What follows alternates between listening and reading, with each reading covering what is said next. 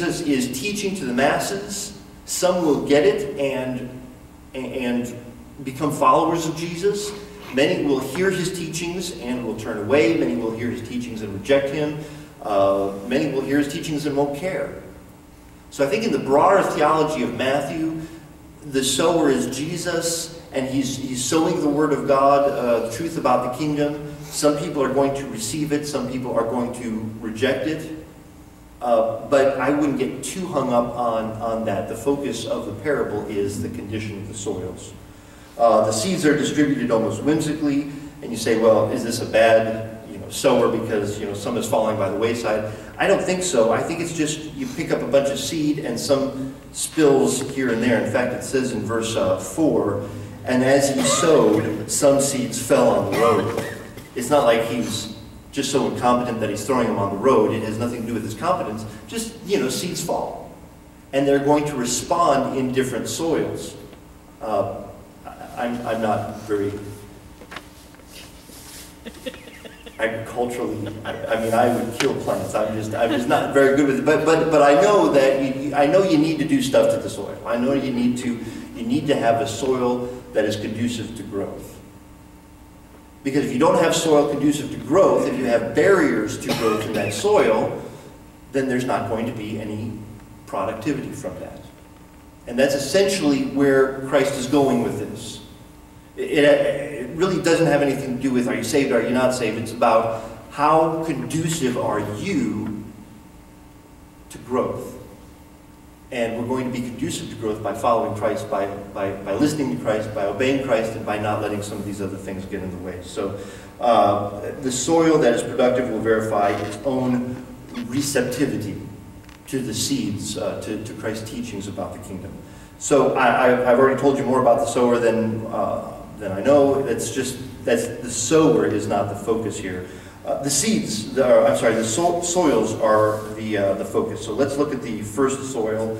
That first soil in verse 4, and I'll just read these again real quickly. Verse 4, and then we'll read verse 19, the interpretation. As he sowed, some seeds fell beside the road, and the birds came and ate them up. And the interpretation is in verse 19. When anyone hears the word of the kingdom and does not understand it, the evil one comes and snatches away what has been sown in his heart. This is the one on whom seed was sown beside the road. Okay, so we've got the picture, and now we have the interpretation. Those who hear but do not understand are pictured here in this first soil. These are Satan inhibits the reception and obviously the permanence of what is going on here. In verse 4, the word that is used for ate them up is an interesting word. It's katestheo. The word estheo, the non-prefixed word estheo, just means to eat. You just eat. It's a common word. They have the word sunestheo, which means we eat together. We gather together. We're gonna eat together. There's several prefixed forms of this word. Katestheo. Katestheo is usually negative. To devour with some kind of an evil, menacing kind of an idea. If you're really interested and want to chase some of this down, you might want to jot down Mark. Let me give you 5 verses you can jot down about this katestheo, because it is sometimes, by the way, used to false teachers. They devour widows. They basically take advantage of those who are socially most vulnerable, and that's a sign for that's how we recognize them. Mark 12:40, 2 Corinthians 11:20 uses the word katestheo. Galatians 5:15 is, I think, the one about devouring widows. Revelation 11:5, I think this is some of these scorpion-like creatures that basically devour, those who are left on earth. Revelation 12:4 is the dragon devouring the child of the woman, symbolic of Christ, apparently, Satan coming against Christ. So this, very rarely does this have a good connotation. Interestingly enough, birds, it says the birds came and ate them up. Birds in intertestamental literature are often symbols of satanic activity. or some kind of just some kind of cataclysmic kind of activity. I have some intertestamental literature, and so if you have your book on intertestamental literature, you can turn to Jubilees, chapter 11. And some of this is weird stuff, by the way. This is really goofy stuff, but it's really interesting to see some of the background. So when Jesus talks about birds eating up the seed, this gives you a little bit of a flavor for what that would have meant to the first century Jewish person. This is from the book of Jubilees, chapter 11. All the history here is not as important as basically what he says here. And Prince Mastema sent crows and birds so that they might eat seed which was being sown on the earth, in order to spoil the earth, so that they might rob mankind of their labors. Before they plowed in the seed, the crows picked off the surface of the earth, and therefore he called Terah, because he called his son basically Terah, because the crows and the birds were impoverishing them. So crows and birds are often seen in the negative. We see birdies and say, oh, how nice these birds. Well, for the first century Jew, a bird was sometimes seen as a negative kind of a thing. So these birds come up and they eat the seeds that have fallen by the side. The interpretation in verse 19, when anyone hears the word of the kingdom and does not understand it. Now that's why I worked on this chart for you, because I really wanted to see what are some differences between the situation, what is causing some resistance, what is what receptivity is there. So along that top line, there are these seeds are cast beside the road. And that word road or way is the word hadas. That's a very critical word in the Gospels, especially in Mark. Matthew picks up on this a little bit, but the way of Christ, the road, the path to following Christ, this is a significant thing. And what Mark teaches is that the path to following Christ, the path to glory, is a road that goes right by the cross. And in Mark's theology, the fact, there's all this talk about the Son of Man being glorified, but he has to be crucified before he's glorified. Well, what does that mean for believers? It means that we have a wonderful eternity with God to look forward to. There are going to be crosses on this earth that we will have to bear between here and there. And that word hadas, the way of Christ, is frequently used to signify that. Here it is beside the road. It is not on the road. It is something that is beside the road. These seeds just spill onto the road. It's an accident, but the fact is they're in a rocky area where they're not going to. I'm sorry. This is. We'll get to the rocky places next. They're in an area.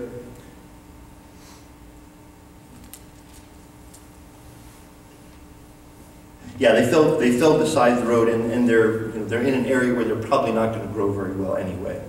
The birds come in and pick them up, and this is for Jesus. He says this symbolizes the evil one. The evil one comes and snatches away what has been sown in the person's heart. So the person does not understand. That apparently seems to be the issue here. Unlike some of the other situations where it is received with joy, or there seems to be some initial reception, this person, they hear the word of the kingdom, but they do not understand it. The word, as we've mentioned there, tsunami, is used frequently throughout Matthew and throughout the New Testament for not just hearing or comprehending, but for having some kind of a deeper understanding. In fact, that word is used several times throughout Matthew 13. I want you to, if you could turn over to Matthew 13, verse 51. He says several times, talks several times throughout this chapter about understanding. There are some who understand, there are some who do not understand. But notice what he asks the question, after giving all these parables, that we're going to go through most of these, after doing all these parables, he comes to the disciples in verse 51, and he says to them, have you understood? Have you tsunami'd what I have said? Now, this is not just a teacher making sure that his students are understanding. This is Jesus' way of saying, okay, you're either in or you're not in. And the way that you're in is because God has given you some understanding. The whole idea with using the parables that some will not understand even though they hear, and God will call those, God will make it clear to those who are in by giving them understanding. So he's not just saying, hey, you guys, how you guys doing? He's asking them a very serious spiritual question in verse 51. Have you understood these things? And they say yes. And this is a good sign because in the meantime, most other people are rejecting Jesus. The religious leaders have said, hey, you're casting out demons by Satan. And people are rejecting him. But the disciples are at least getting in a basic form. They're at least understanding. What's interesting, and we'll back up to verse 19 again. What is interesting, and I found this fascinating, it is not so much Satan that prohibits the understanding. It seems to be that there are people who hear the word and they don't understand it, and then Satan comes in. That seems to be what I'm seeing from this verse. They hear the word and they do not understand it. They are not given the spiritual insight to understand it. Then Satan comes in and snatches away what has been sown in their heart. This is the one on whom seed was sown beside the road. Satan apparently is able to know who is understanding and who is not understanding, and he comes and interrupts their ability to do anything with that word. And I don't know exactly in a spiritual sense how that works out, except to know that when you talk to someone about the gospel, or someone has been in church and they should know better, and you're talking with them about spiritual truth, and they're just not getting it, there's certainly a spiritual dynamic there whereby God is not working in their heart to illuminate them to spiritual truth. But there may also be a satanic element in there, where where Satan is prohibiting them from grasping spiritual truth and letting those seeds, as it were, germinate. I know I kind of keep bouncing between the metaphor and the spiritual reality, but it's a little disturbing to think that there are so many people that are not understanding, and that Satan could be part of the cause for why they're not understanding. And there's a lot of different views out there about, does Satan possess a believer, or does he not possess a believer, does he oppress a believer? There's a lot of views out there, but I believe it's very consistent. In fact, I haven't seen a lot that really convinces me one way or the other. So I'm not really, I thought I knew where I stood on that one, but there's a lot of convincing views one way or the other. What I am convinced about is what Peter says in 1 Peter 5:8. He says that Satan is like a prowling lion seeking to devour basically the weakest among the herd. Now, who would be the weakest? Well, first of all, who is the herd? It's the people he's trying to attack.